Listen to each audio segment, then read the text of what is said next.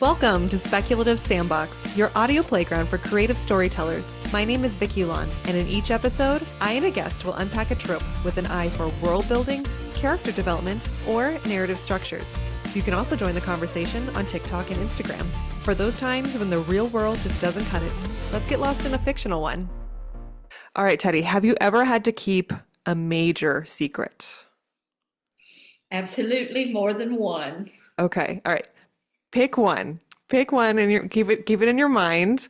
Um, Okay. a major one. We're talking a major one. I'm going to ask you some detailed questions, and I don't want you to divulge the actual details Good, unless you. because I can't. Yes, which makes this even juicier. Okay, Okay. so let's talk about the conditions of the secret and how it affected you. So my first question is, were you asked to keep the secret by someone else? Absolutely, yes. Why did they tell you? Were you significant to the secret? Indirectly, Okay. it's a family secret. So while Oh, I was not directly involved, yes, indirectly. okay. How did you feel about the secret? Shocked. Okay. That's just off the top of my head, shocked. Okay. Yes. Did the secret itself threaten or risk anyone's livelihood or quality of life? If revealed, most definitely. Okay. Were you an important part of the secret? As in, do you play a role or are you just an observer? No role in the secret. I was just someone who was told a really important secret that I really did not want to know. Oh, okay. So then did you change your own actions based on the secret? Not actions, but maybe perception of the person that was involved Okay. in the secret.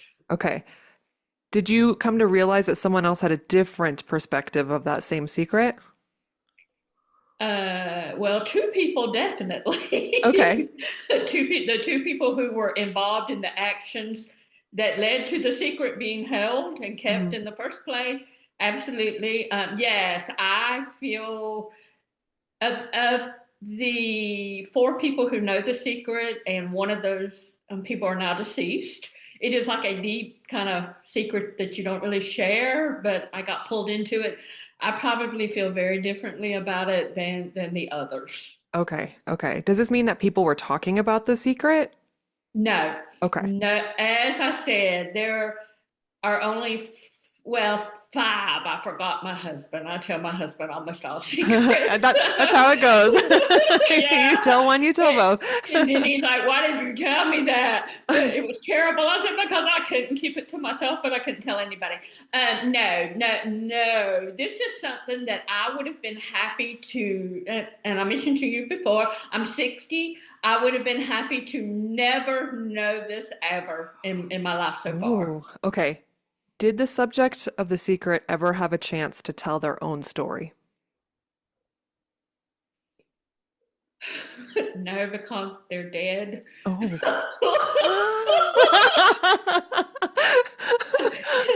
I know this could go sideways in many ways. Okay. Final question then. I won't torture you any further. If you could categorize this secret into a fictional genre, which would it be? Oh, definitely suspense and mystery suspense thriller. The genre I actually write in. Oh, okay. It would be good book material, but I don't know. Domestic thriller? Yes. Okay. All right. Teddy, thank you so much for letting me workshop that secret. I will not pry any further. Your secret dies with you because I don't know it, so it's not going to die with me. I don't know Thank anything. you so much.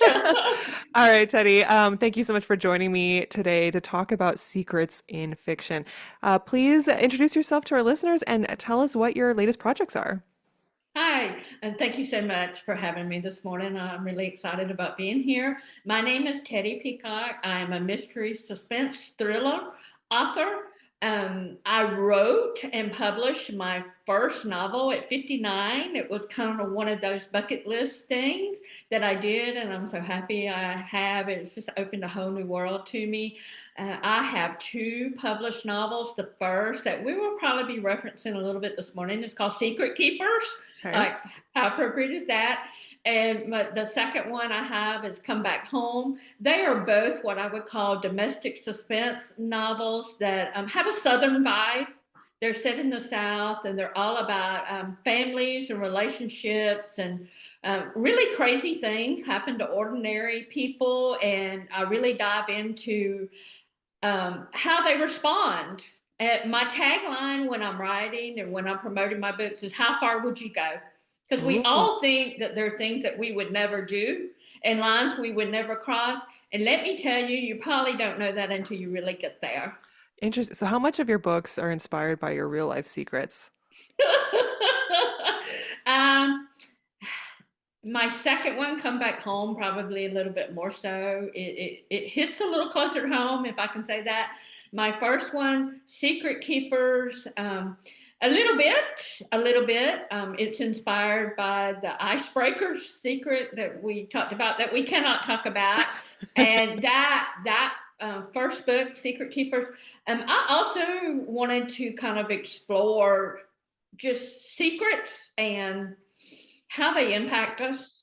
And I know all families have secrets that they don't share, Hmm. and they just don't for various reasons. And I know that when we see, like, on news media, and you see these really kind of violent crimes happening, and there's always that one interview with the person, the neighbor or the friend or the classmate, or whatever, some kind of maybe not extremely close relationship with the suspect.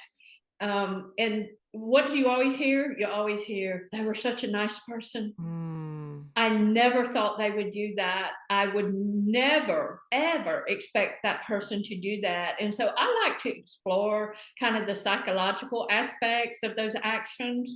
Oh my gosh, why did that person do that? What made that person do that? It's like, is it environment? Is it genetics? What happened? I ask my husband all the time when we see these kind of stories. I say, why do you think they did that? And my husband is an engineer by trade, so Hmm. that says a lot about him. He's practical, pragmatic, a critical thinker, and he looks at me. He says, "I have no idea why they did that." Why are you asking? Because I really want to know. I Yeah. really want to be able to get in that person's mind and say, what caused them to wake up one day and say, I'm going to go out and do this? Was it just a snapping moment? Was it something that was building? And yeah, so that's where my mind goes. I kind of wander in the weeds with those kinds of things. I love that, and I relate. So when you brought up the news, watching the news, there was a perfect storm of literary devices that appeared in one particular news story a couple months ago. And being a writer and watching it, I was just like, "Oh my God, this has to be a book." So I'll kind of tell you what happened. Um, Someone burnt down a church. It's a very beautiful, old school, classic little church. We believe it's arson, but anyway, so they burnt it down. And what the news story shows is footage of the caved in church roof. Very, very sad. That thing has been in the community forever. But then they start saying, okay, this is possible arson. It was very early. It was like right after they learned about it. And as I'm watching it, the sign in the front of the church says, "Welcome, new pastor." And then they interview like a local who's just like a character. It's very rural, like a very interesting character. And then they show an interview with the police detective who's this young guy. And it's just, to me, it's like And this, your mind starts clicking. yes, Exactly. Yes, yes. I have been there. I have yes. been there. I have to tell my family and friends, be nice to me because you might appear in a story. You're all, I know, and I don't know. I mean, I think it's a really great thing about being a creative person and how your mind works. Hmm. And it's maybe like a bad thing because you've got to rein it in a little bit. You're like, okay, this is a current news story. And Hmm. if I do write about it, do I try to do it while it's relevant. How far away do I need to stray from that truth so I don't get sued, Yeah. or those kinds of things. Yes, I understand. I understand. I think it's a curse in some ways. Okay, so then let's dive in. So secrets, as you talked about, can fuel an entire genre of storytelling. And I also find that secrets doesn't necessarily even have to be in thrillers, but they could be used as a literary device to build tension and intrigue, right? So like limited point of view, build secrets so the reader doesn't know what's happening and that compels them to want to finish reading. But in this case, let's talk about the genre. So, what are some common secret plot devices that we see in mystery and thriller, for example? What are some typical uses? Well, A I mean, murder? yes, usually, uh, well, it depends, but I think some of the common things that you see, like some type of violent crime, or in the domestic aspect of the genre, affairs, Okay. relational situations where people need to keep secrets, because it's going to impact their relationships or whatever. I mean, obviously, when you're talking about murders and sexual assault and, some of these other violent things, people want to keep those secrets because it's a crime, right? Yeah. And the perpetrator does not want to get in trouble. They don't want to get caught. Sometimes people who know about these things, who don't really come forward, they don't want to be involved, or maybe they have some involvement with it or think they're going to get in trouble or that kind of thing. In my mind right now, as we're talking about this, and my husband was in the military for 24 years, and one of the things that he always said, and it's like pounding in my mind right now, is he would always say, like, about accidents or where things would go wrong or whatever. And they talk a lot about safety and that kind of thing, and he would always say somebody knew. And so I think, it really applies to their particular experience in the military. But like in our lives, so we were talking earlier about the news segments, somebody knew that there was something going on and that there was something not quite right or Hmm. something off. And for me, like in this particular genre, I think there's a lot of exploration by a lot of authors, myself included, is whatever that crux is, whatever the big secret is, people know about it, but they might not talk about why? Hmm. Why are you not sharing it? Do you need to share it? Obviously, if it's like we said, it's a violent crime or something, Yeah. absolutely not. You want to keep that hidden. I think it kind of just depends on whether you're talking about, that crime, or whether you're using that other plot device of in the relationship aspects of, why are you keeping that secret? One thing, as we're talking about this morning, and as you told me earlier, used across all the genres. I think one of the things, and I'm probably getting ahead of myself here a little No bit, worries. but particularly in the suspense Hmm. thriller genre, I mean, there's going to be secrets. It's to pull the reader in. It's to move the action along. It serves a purpose in the plot, that kind of thing. Um, you've got to have something that's high stakes. It's got to Yeah. be high stakes. We all have secrets, right? I mean, we all, it's not a secret right now, but I'm wearing my slippers, and the back of my hair doesn't look very nice. And I just closed that one. But we all keep secrets and share secrets, and they're tiny little things we do that are not big things, little white lies, I guess we call them, and then the bigger things. But in my genre that I'm writing in, um, that secret, man, it's got to be high stakes, and it's got to be big, and it's got to be very impactful. Okay. And it's usually that event that drives everything else in those books, right? Um, Typically, yes, I would say yes. In my first book, Secret Keepers, it's multi-layered like an onion, I guess. There is this super big secret, and it's revealed pretty early in the very beginning of the book. what it is and how it impacts people. But it opens, one of the main characters is murdered. He dies unexpectedly, and one of the other female main characters is trying to unravel all of it because it was their friend, and a lot of history there and that kind of thing. But she opens Pandora's box by really digging into this. And as we go along, while she's trying to figure out why this character was murdered, which she is completely convinced that he was, even though he was a bad person, she wants to dig into that and figure out, what really happened. It opens Pandora's box for herself and for other characters as they're delving into this big secret that they've all known and kept and really didn't talk about it for different reasons. All these other secrets just come flying out of Pandora's box, and it's like, wow, these people are messed up. They have so many secrets. When you are progressing through your book and thinking, so now we're thinking like thriller, domestic thriller, suspense novels. What is the art to peeling back the onions of secrets? Do you start with, like, is your intent to fool the reader, have them think one way, and then twist them the other way, and then twist them again? Like, what drives the order of secrets? Well, in the genre, as you well know, Frida McFadden, the queen of the plot twist.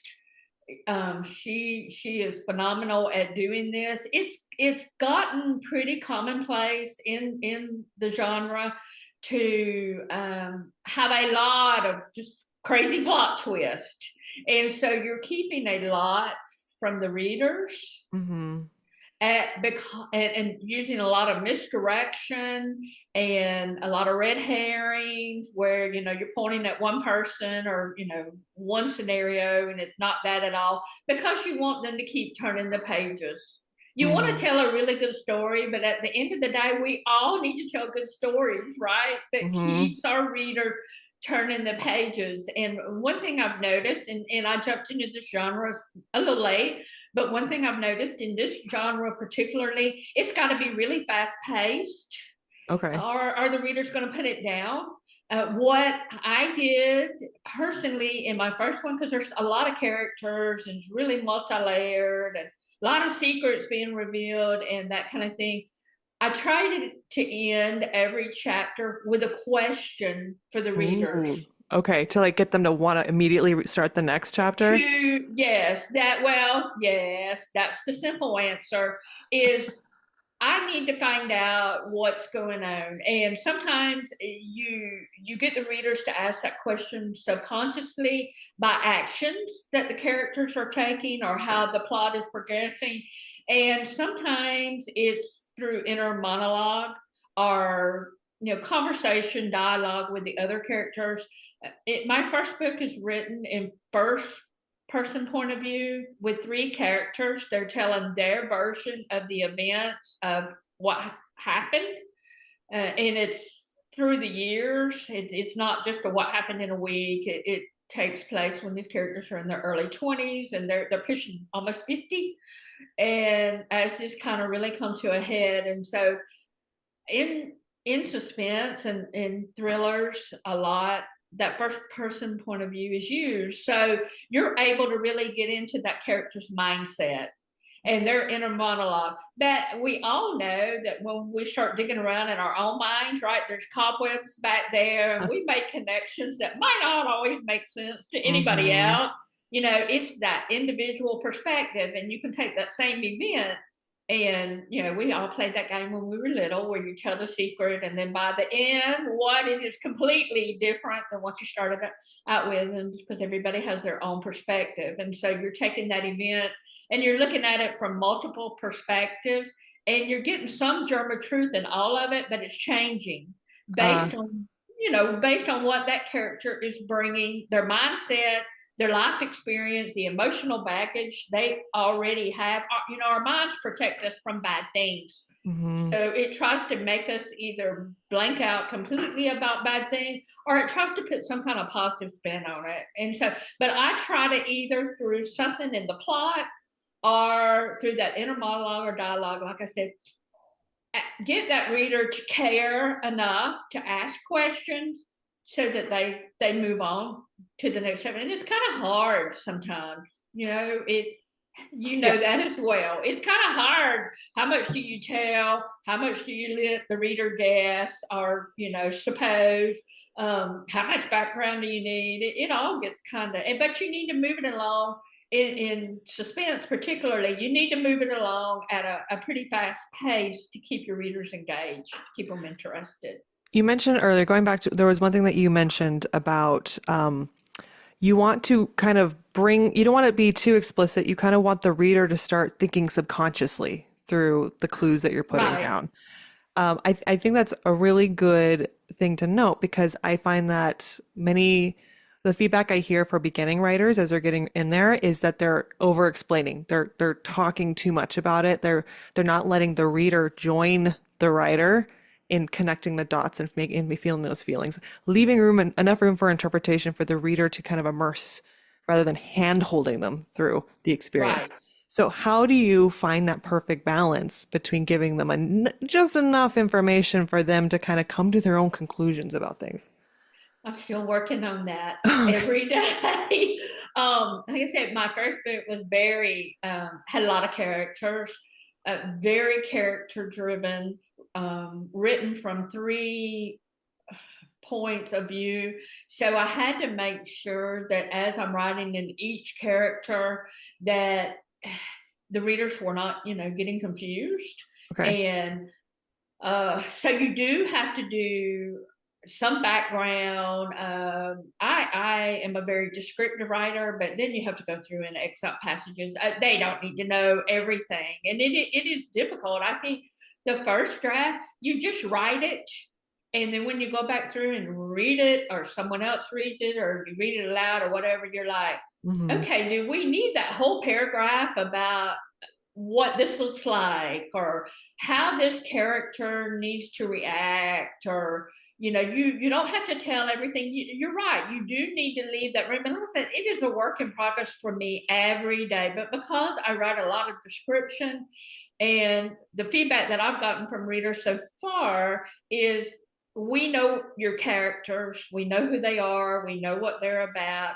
But I think it is interesting because I have read some reviews, which you shouldn't do that, of course, but we do it from time to time, that people have such a whole different perspective of what you're trying to convey. And I think that's really cool. And I think it's interesting that, wow, they are thinking something about these characters and about the action, about the plot that I didn't even think about. And so, I mean, I guess the advice I have for myself and for everybody else is to write it all down and then just go back and cut out, because you can always, always, always delete. Yeah. It's so much more difficult to add to.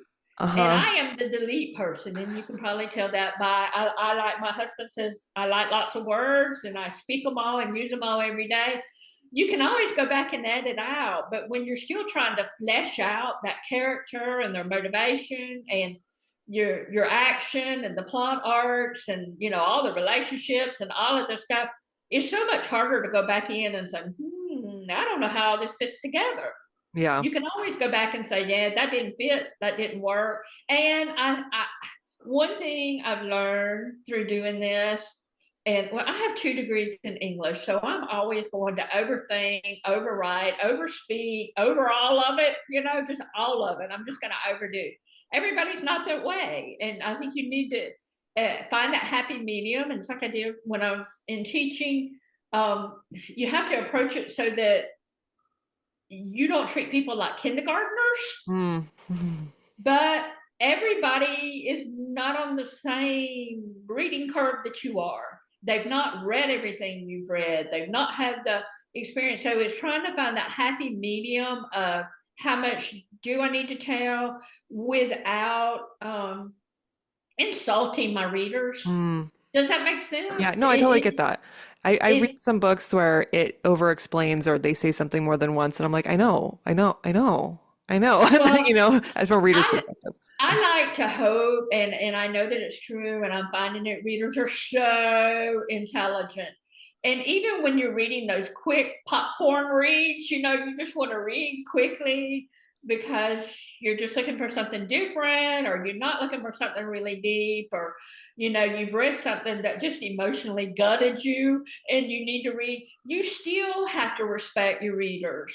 Hmm. And um you have to know when to allow them the room to fill in the blanks Yeah. if they need to. And I would much rather have somebody come back and tell me, I needed to learn a little bit more about that, or I didn't know what you're talking about there, than for somebody to come back and say, gosh, this author's really insulting our intelligence. We're Yeah. not kindergartners. I And will, this is how I felt reading one of the Twilight books. It's New Moon. No, the third book. I forgot what the third book. New Moon, right? Yeah, Twilight, New Moon. Oh, Eclipse. It was Eclipse. There were so many times reading that book where, and I think I might have said this on this podcast before, and much love to Stephanie Meyer, of course. She's filthy rich off of all of our speculations and feedback. yes, we are Um, not going to miss her at all, are yeah, we? she's laughing her way to the bank. For me, it was she would write the scene. There would be a scene showing the event, and then there'd be a scene later where the vampires are talking about the event, and then there's a scene immediately after where Bella is clarifying what they just said about the event that I That's just read. annoying. Yes, it So is. As I a reader, it's annoying. yeah, that would probably be one of my bigger criticisms of that. And anyway, okay. Did you read that as an adult or as I a read young it adult? in my 20s. I read it like in college. Your reading perspective and life experiences were much different at that Mm. phase in your life than they were if you had been reading it when you were 12 and 13. Okay, that is a very good point. That is a very good point because I I'll go back and read some of my books from middle grade and I'll be like, "Oh, this is different than what I thought it was." And not that it was And bad, but just different. And you have to think about the time that, when that was written, it's different than the time we're living in now because the market and the demographics that was written for, honestly, were teenagers. Mm. And Yeah, young teenagers adult. at that point were a lot different than teenagers now. Teenagers are so much more savvy now. And so, I mean, and that's why, I do. And I have to say, I read all of those books. I did the Vampire Diaries. I did a lot of that stuff with my daughter, my adult daughters when they were teenagers. And then also, I taught college writing courses for 10 and 11 years, 11, almost 11 years. So how I could relate to my young, 17, 18, 19-year-old students is I would watch and read all the stuff they did. It hit really differently for me than it did for them. Yeah. And so, and I think that, but I totally agree with what you're saying about, and it annoys me as a reader. And so I try to always remember that even though you're a writer and you're a published author and, you want things to go however you want them to go in your writing, Hmm. because ultimately it's your creation and your baby. I try to look at things a lot of times from that reader perspective, Yeah. and you're absolutely right. Hey, I may not be the smartest person in the room, but I don't need you to tell me 3 times that you're setting up the scene. Hmm. And I think another thing, kind of piggybacking on that, we read so much differently than we used to because we're very visual now. We live in a very visual world. Like right now, you and I are looking at each other, right? Hmm. And then later, somebody's going to be looking at us and listening. And I think it's just a different, kind of a different world that we live in. And when we used to read books, we used to have to use our imagination all the time. Yeah. That's all we had. We didn't have book trailers and YouTube and TikTok and movies and Netflix and all. And so we're just so much more visual Hmm. than we were then. And I don't think we need all that setup anymore. Do you? I don't think that Well, what readers I'm need hearing that much is, setup. especially in traditional publishing, what I'm hearing is they're like, let's get the story started. Let's go right out the gate. That seems to be Well, the and ask. yes, I will tell. Yes, exactly. You're exactly right. And particularly in the genre I'm writing in, they're like, you need to set something up in the first 10 pages, even in the prologue. If you write a prologue, there needs to be something crazy happening in the first 10 pages because people are going to put it down and not want to look at it. Yeah, And it's we live become a marketing tool. Your book has to like so much of it's marketing now. It's not just storytelling. exactly. I agree with you completely. Okay, so coming back to secrets so quick, I have a question for you. What do you prefer? When the secret is kept from the characters or when the secret is kept from the audience? As a reader, I like when the secret is kept from the audience Okay. because it encourages me to read, right, and to continue on and see oh my goodness, particularly coming back to that suspense genre. You don't want to figure it out 10 pages in what's going on. You want it to hold your attention and keep twisting the plot until the end. As a writer, and my personal preference, because I'm really into relational issues and relationship and kind of that deep character development, I like when my characters keep secrets from themselves. Sometimes they're Ooh, not how do they truthful do with that? you, just not being truthful with yourself Okay. about things. um we all kind of do that, when you put on your pants, your favorite pair of pants, you're like, "Ooh, these are tight. Oh, well, I ate too much today," It's or shrink. It's shrink in the wash. it shrank, or, oh, my stomach, I'm having some issues. I'm a little Mhm. bloated, whatever. And the reality is, girl, you've gained 5 pounds and you just haven't gotten on the scale, or you have, and you didn't want to admit it. And so those are kind of the things are, in relationships where you don't get treated well. And you're like, oh, well, it was me. Mhm. Those coping kind of mechanisms. I like to see my characters in my writing. I like to see my characters definitely keep secrets from each other because I think it makes it more interesting because we all do that. In real life, we all do that. And I know in our writing, it's got to be larger than life. And, you don't want to read about the boring and the ordinary because, hey, we live that, Yeah. right? Yeah. Why That's do we yeah, want to right. read about that? We don't want to read about that. It, And we grew a whole generation on reality TV mhm. and those kinds of things. And so we want larger than life things, but as a reader, I want that action kind of moving along, and I don't want to know everything. As a writer, I do want to know everything. I even down to like my character's favorite colors or their favorite music or any of these things From because the I writer's think perspective, you're saying? Yeah. from the writer's perspective, and even from the readers, I think it can add some depth to the characters. But I do character profiles on the major characters I have. I mean, they're not just like in my imagination, or how they start talking in your head, Yeah. and you're Yeah. wondering if you're paranoid or what's going on. But my characters are like real; they have lots of real characteristics, and so I spend a lot of time doing those kind of profiles. So, kind of a long answer, but a little of both. A little of Okay. both, probably. How would okay, let's talk a little bit more about how real life affects how we kind of how reading, writing, storytelling, and real life intermingle as they always do. So how do secrets tap into the universal human experiences like trust, shame, or fear? And how can writers use this to our advantage? Well, in real life, which we all have to live, whether whether we want to or not, right? We're there every day. Trust for me, when you're keeping a secret or you're holding a secret, sharing a secret, keeping a secret. The issue of trust is at at the core of it is, can I trust you? Can I trust that other person with the secret? Little secret. I lie to my husband all the time. He'll ask, who ate the last cookie? I don't know. Didn't you do it? I kind of gaslight him, I guess, a little bit. You do At it. least you're self-aware. It's just the two of us here. And he said, I didn't realize our dogs were that smart. He said, it's just me and you. It was you or one of the dogs. I said, I don't know. Maybe you did and you forgot about it.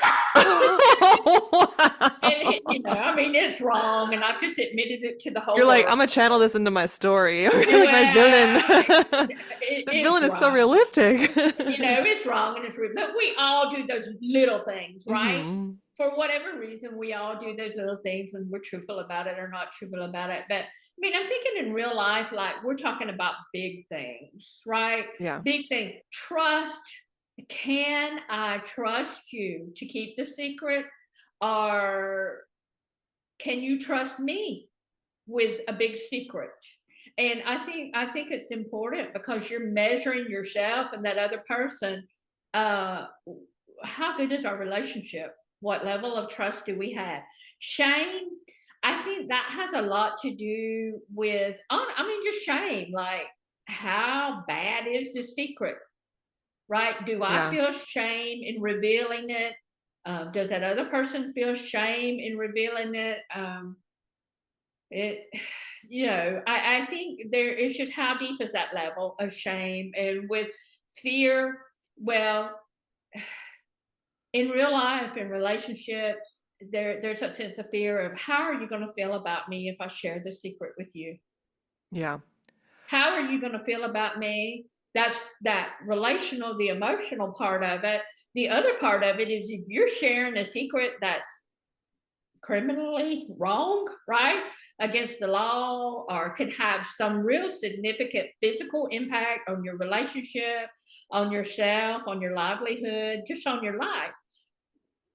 Am I going to share that or am I not? And I would tell you that I truthfully, honestly believe in real life that people are more afraid to share things that will change a relationship, or people's perception of them, or their own perception of themselves, more than they are any real physical consequences that might come from revealing some kind of secret.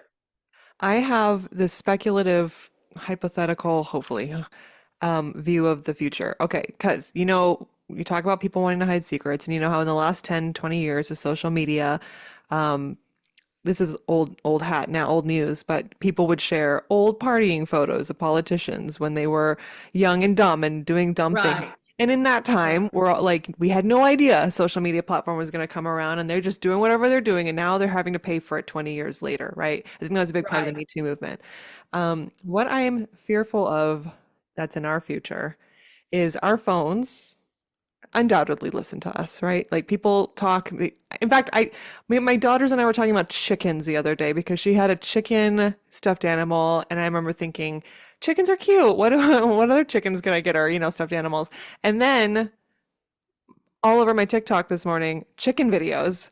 And so Exactly. And you're wondering what's going I'm like, on. oh, and of course, at first I don't know. I'm like, oh, a chicken, because it's like we were just talking about chickens, and then they kept coming up, and I was like, oh my gosh, my phone is like, am I gonna go on Amazon and see chicken products? I don't know, but anyway, the point is, the phone's been listening to us forever, and what I'm worried about with artificial intelligence getting so good, progressively good, so the stuff they're coming out with this year look better than last year, better than the year before, is that it's very easy to take the recordings of your life and just make a movie with it, with just the programming. And so suddenly that secret conversation where you were talking bad about a mutual friend is now out in the open because your phone had it the whole time. Or you shared like fictional world, you murdered somebody, buried them in the backyard, and now the phone has the sound of the shovel, you know what I mean? And it's very easy for AI to just take your geographical location, blah, blah, blah, blah, blah. Right. That's exactly. when I think what is the next level of, oh my God, who would have thought 20 years from now that technology would expose what I'm doing here, and I have no idea that that could happen. That's what I think about. And I really hope that doesn't happen because talk about a violation of privacy, Exactly. but like Well, everyone's secrets will be out. you just gave me a really good book idea. Go go for it. When you're mentioning the phone and the hidden bodies, that is a really good plot device there. I'm gonna have to catalog that one. But I get exactly what you're saying, and it is scary in many ways. And my adult daughters who are just over the 30 hump now, and my youngest one's not quite 30 yet. Of course, they grew up in different technology time, the AOL when you could do Uh-huh. messaging, and Yes. internet was just kind of starting and all that. But we always told them, I guess we were helicopter parents, and I will admit it, and I don't know if it damaged them or not, but we always told our daughters as they started getting older and the internet started getting a lot more prevalent. I mean, of course they had cell phones and things, but we not like iPhones and that kind of Mm. thing. But we would tell them about the internet. It is forever. As they went to Yeah. college, it is forever. The sorority parties you went to and all the fun you had. Make sure if you're doing something you wouldn't want your grandma to see, don't let anybody video it because it is forever. And they're like, no, it's not, it's not. My husband, he, in his moment of knowledge and wisdom, showed them way back. And they're like, it is forever. And so I try to, it is a little scary. I mean, it's so great, and the internet's wonderful, and AI. Oh, AI is a whole another conversation. I like watching cute, fun things that are generated with AI. Some of these videos, the celebrities dancing and all. I think that's cute. I watch it more times than I should. But I completely understand what you're saying. You have a digital footprint now that you cannot erase Yeah. no matter what you do. And it's a little scary. And we're talking about AI in the creative fields, and you don't know the art, whether it's AI generated, whether it's the actual artist writing. Yeah, Yeah. we're having a lot of debate about that in the bookish community, right? In Mhm. the writing community, and um, I don't know how I feel. I do know how I feel about that. How I feel about that's probably not all that relevant, but I probably, like you, am more concerned about all of this technology in our personal lives. That Mhm. concerns me. Well, It and even in really my does. hypothetical situation, which nobody get ideas, or if you're a tech giant listening to this right now, which maybe who would you? I don't know. Don't get any ideas or what I just said. We don't need that. But in that case, you're not even choosing to do the digital footprint, right? You're just existing and your phone is next to you. And Right. as technology gets more and more invasive, now it's like at what point can you even consent? They already have it. Well, I mean, it's almost like you would have to be like, that really popular show, I guess, on the History Channel, which my husband does like, The Mountain Men.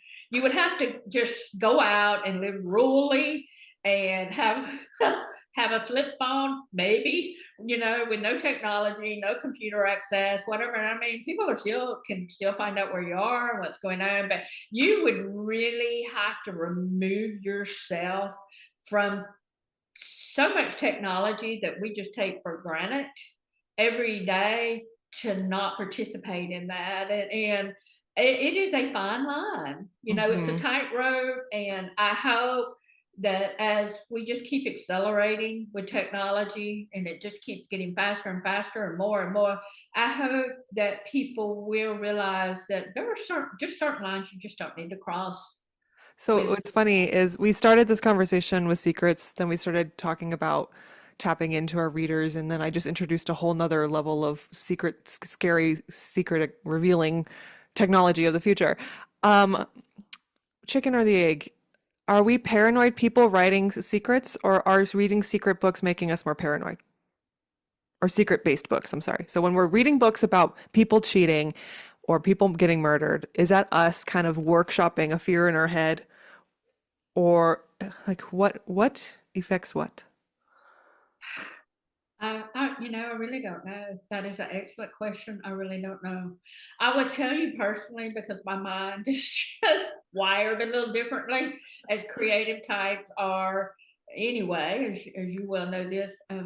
The more I watch news media and see all the really bad things happening, the more that I read in my genre, the more likely I am that if somebody drives down my street in my cul-de-sac, I live in a very quiet, nice neighborhood. But if there's a car I don't really recognize because I don't recognize them, or it's not a business vehicle or whatever, a work truck or something, I'm like, okay, what are they up to? Why are they Yeah. here? They don't belong. And I have to watch myself, because there can be a perfectly harmless person or situation. And I've already built it into this, like, made this whole story in my head that person's really bad, or, there's something really bad going on. And I think, and that's part of, I think, just your mind already in that creative mode, and Hmm. you're making stories in your head and characters are talking to you. Probably, I'm a little bit paranoid, like, kind of with that anyway. But I think, as people and as a society, that the more immersed you get into certain things, that's what you want to see. Your mind subconsciously says, oh, well, this could be this and this could be this. And I think I don't know. I don't know if it's chicken or egg, and I think as people, we're just more anxious today. We're more anxious, we're more fearful of things because we sometimes live in a scary world. And I think we all have to be really intentional about not always allowing those things in our space that make us feel that way. No, I'm glad Because you said that. I feel like we are consuming stories on so many levels, merging together nonfiction and fiction and real life.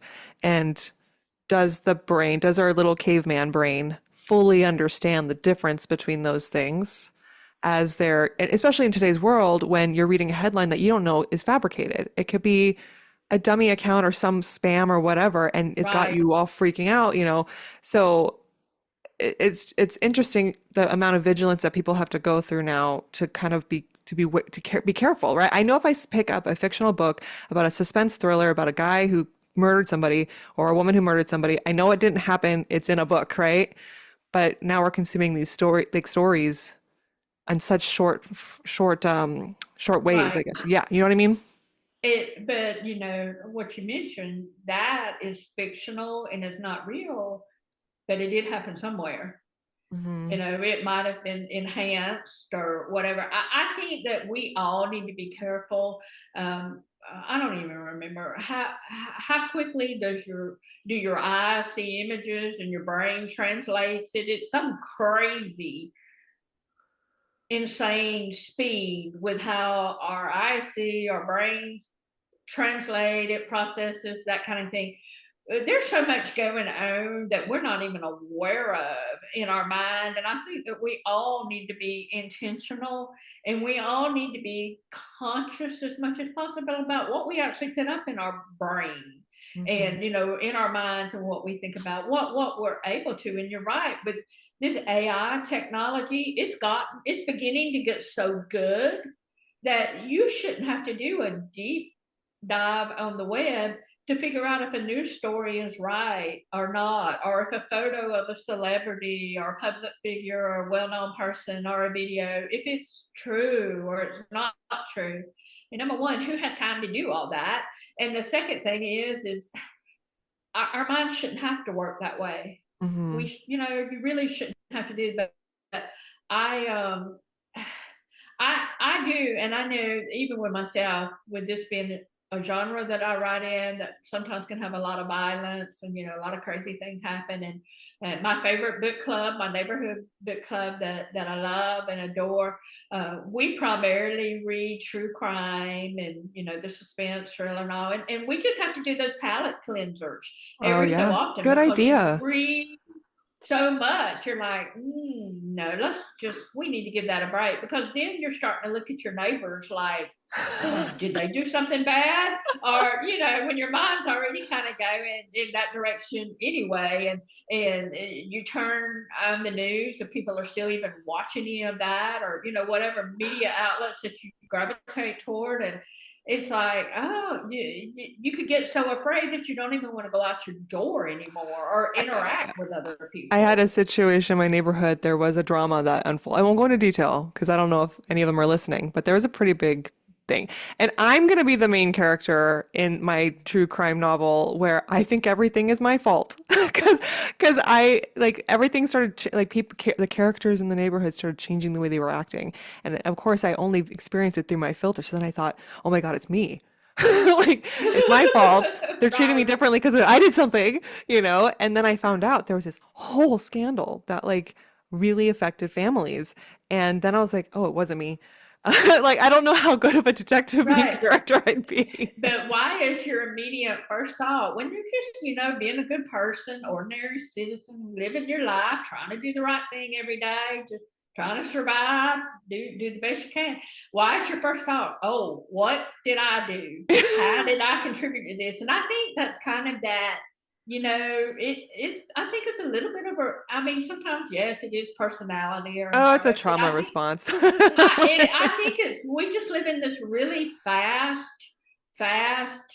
world, and our minds. You're right. I mean, we absorb things so much subconsciously that we Can you need to write be a careful. story now where the main character doesn't has a hard time absorbing the clues because they're so insecure about themselves? That happens. Of course, we're going to show off a little bit here, and we're going to talk, about some of the other genres. To me, and I love romance. I love that genre. That's where I cut my young adult teeth on all those Harlequin romances and some of those other things. I loved Outlander, that whole series, and it's just evolved so much. But that seems to be kind of a trend, maybe in the romance genre, is one of the main characters is always them, and they're always like, what did I do? It's me. Why are they not responding the way I want? It's me. I'm bad. They're not into me. They don't like me, and all. And I'm like, can we Really? like I didn't cut know some of that. that? Maybe I Can we haven't read those. Okay, interesting. can can we well, it's that, the misdirection and the Ah, miscommunication, and it's gotcha. always the, what have I done wrong? What did I do wrong? What did I do wrong? And this is like another thing I know, like in the suspense and the thriller genre, something I'm seeing a lot out in reader circles and social groups. What is up with these female main characters that are always, I hate to say the word dumb, but so unaware of reading the room and what's going on, and I know we do it like to make the action go faster and to make the plot progress more, but there's just this high level of not being self-aware, and readers, particularly in this genre, are really saying we want smart characters, Mm. especially female main characters. We don't want them to always get themselves into these situations. But then it's kind of the catch 22, because if you didn't have those crazy situations, then you really wouldn't have much of a book. Yeah, So, it's all kind of this. I don't know. The AI, I am completely with you on that. It is scary. We have so much technology in our homes, and we're just, I don't know if we're unaware or we've just gotten so used to it that we really normalized. don't know how invasive it really. I mean, it's so nice to have that Google and say, hey Google, play this music, or hey, adjust the temperature, or we never did Alexa, and I'm not saying there's anything wrong with Alexa. I mean, we just didn't do that. My husband's a real early adopter of technology and things. He's like, no, I just don't want to do that. But I mean, we do have Google play music and adjust the temperature and all. And I'm like, who is on the other side of that knowing everything that I'm listening to? how warm or cold we keep our homes and Yeah. all this other stuff. And it's kind of scary. We need to have some kind of privacy. And we're so open anymore. We share our whole entire lives with everybody. And, we need to have a little privacy. We need privacy so we can share the secrets in books. Because if everyone's talking about Exactly. their secrets, there's nothing to write. Well, Teddy, thank you so much for joining me. We're coming up on time, so I wanted to give you a chance to promote your work one more time and tell our listeners where they can find you. Um, Thank you so much for having me. I've had a blast and time went by so quickly. I write a mystery, suspense, a thriller genre. My two books that I have out right now are Secret Keepers and Come Back Home. They're available on Amazon and they're also available on Barnes and Noble, Apple, Walmart, a lot of the online retailers. So I hope you'll check them out. Awesome. Thank you, Teddy, again so much. It was a pleasure to talk to you about this. This was so much fun. I feel like we could have just Thank kept you. going. I Um, know. Thank you so much. I just enjoyed talking to you so much, and I have hope that you have a wonderful rest of your day and a great awesome. weekend. Thank you. And listeners, thank you so much for tuning in. We'll have one more episode for you next week. So tune in then as well. All right. Bye.